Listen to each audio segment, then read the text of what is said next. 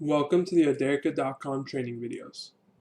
In this video, we're going to discuss the settings.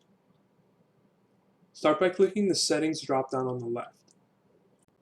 We're going to start with payment methods. Here you'll choose which payment method you want to integrate with your store, PayPal or Authorized.net. There's a short description of both, and you can select which you prefer and press Update. If you decide to go with Authorized.net, you enter in all of its information here. Start with the login ID and transaction key. Select No here if you want to exit test mode and start taking in real transactions. Then select if you want the embedded or pop-up iframe for your payment display. Select Yes here if you want the customer to be given an email confirmation of their payments. And finally, enter in the merchant's email address and click Save when you're all done.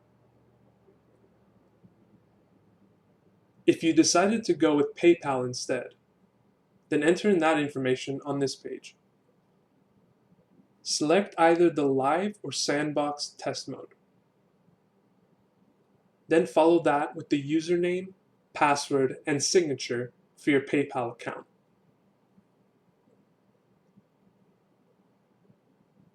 Click Save when you're all done. Now let's go to the shipping section, starting with shipping settings. Start by selecting what shipping options you want to use, the user-defined shipping or the default USPS shipping option. Click Save on the right after choosing. The shipping origin is the address from where you'll be shipping your products. To change it, click Edit Origin and then enter in your address. You can select the same as store address option, or you can use a different location and enter it in. The ship destination specifies what areas you are willing to ship to. If you want to exclude any particular states from the country, then select them here.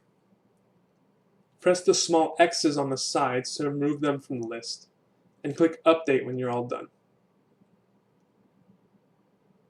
Lastly, select if you want the shipping costs to be taxable, and if you want your customers to see a shipping estimation on their cart page. Click Save when you're all done with this page. Now let's go to the shipping methods section. This is where you can configure your list of shipping options if you chose user-defined shipping. To create a new one, click the New Shipping Method button in the top right. Start by entering in the carrier name and code. Then enter in the minimum and base charges. There is a small description of the two charging fees underneath if you need clarification. Next, select the method type from the drop-down menu. A description of each type is presented here as well. Then enter in the number of days to ship, as well as the display order, which decides where this option will be placed in a list of shipping options. Finally, select whether or not you want this shipping option to be active for your customers, and select Submit at the bottom. The new shipping option will now be added to the list of shipping options. If you ever want to edit the information you just entered in, you can press the Edit button under the Actions column to make changes. You can also choose which shipping options to be active by using the corresponding Enable and Disable buttons in the Actions column as well. Click the red Delete button if you want to remove the profile entirely, and click the View Rates to view and edit the different rates for this option. If you want to create a new shipping rate, click the New Shipping Rate button at the top. Enter in the minimum and maximum for this rate. Follow that by the base amount, and finally, Select whether or not it should be active. These values will combine with the base charge you selected earlier to produce the final shipping amount. Select Submit when you're done. Enter in as many shipping rates as you'd like for each shipping method. Now let's go to the USPS section. This is where you can configure your USPS shipping options if that is what you selected. We use the USPS URL to get live rates from their servers. This field is filled out for you already. Next, enter in your USPS username and zip code.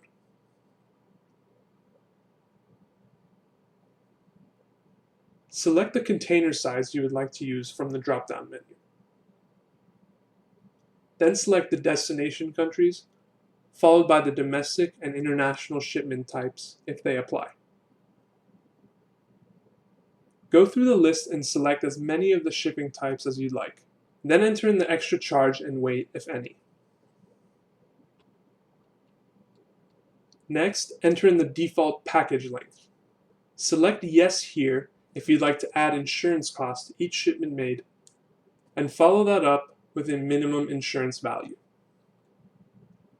Finally, select if you want the estimated delivery time stripped from the USPS method names. Click Save when you're all done. Now let's move on to the taxes section. Your store is required to charge sales tax based on your location. There are two options to calculating your taxes. The first is to have Orderica calculate your taxes automatically. We use your store address and shipping location to do the automatic calculation. The second option is to configure the taxes manually. If you want to enter in the tax rates manually, deselect the I want to specify taxes automatically box at the top. You'll then be able to enter the tax rate for each individual state yourself. When you're done filling them all in, click Save to update your changes. Next, we have the inventory section. Here we can manage the inventory messages for your store based on quantities. Start by entering the low and high inventory thresholds that you want to trigger the messages. Then enter in the low inventory and available inventory messages. Use QTY in brackets if you want the website to include the exact quantity left for that product when being displayed on your website. So for example, since our low inventory threshold is 5, if there are 5 or less quantities of a product left, then this message will appear on the page, and the exact number left will be entered here where we have QTY in brackets. Next, select an inventory message for when the product is completely out of stock. And lastly, you have the option to turn off inventory displays on the product page entirely. Click Update when you're all done. Next, we have the page settings. Here you can choose to turn off the display category page on your storefront. Click Update after making changes. Well, that concludes our video. If you have any questions regarding the settings, feel free to email us at info@orderica.com. Thank you for watching.